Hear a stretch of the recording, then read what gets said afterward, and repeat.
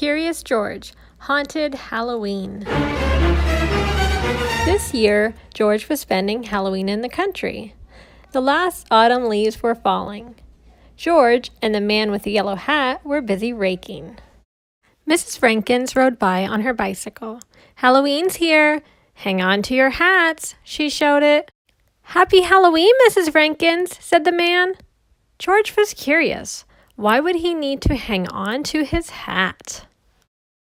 George went to the Rankinsons' farm. There were so many pumpkins. His friends, Allie and Bill, were there too. "Hang on to your hats," said Bill. George and Allie were confused. Why was everyone saying that? "Haven't you heard of the legend of No Noggin?" Bill asked. They hadn't. Then Bill told them the spooky story. A long time ago, there was a scarecrow perched by Old Lonesome Tree. It had a big pumpkin for a head and a hat on top. But one Halloween, the pumpkin went missing. From then on, everybody called the scarecrow No Noggin because it had no head. No Noggin was angry. What good was a hat without a head? That's why every Halloween night, No Noggin shows up and kicks people's hats off. George was spooked. A headless scarecrow ghost? "Don't worry," said Bill. "Just make sure you hang onto your hat on Halloween." George went home with his pumpkin. He wanted to see his friend and find out more about No Noggin.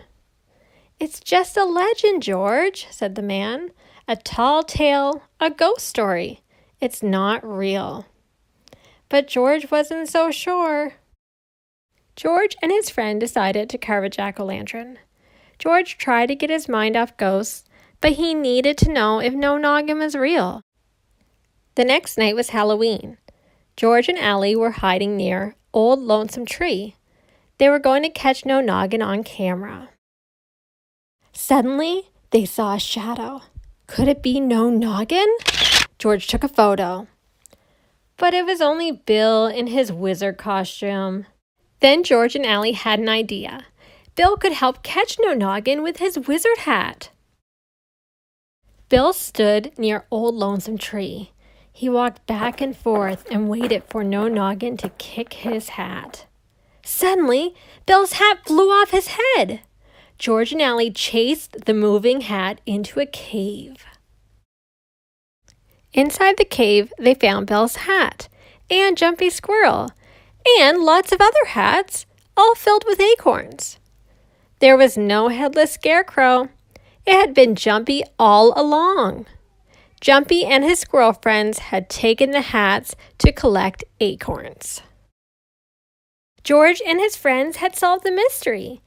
And they even had proof to show everyone the truth behind the legend of No Noggin. Well, maybe after Halloween.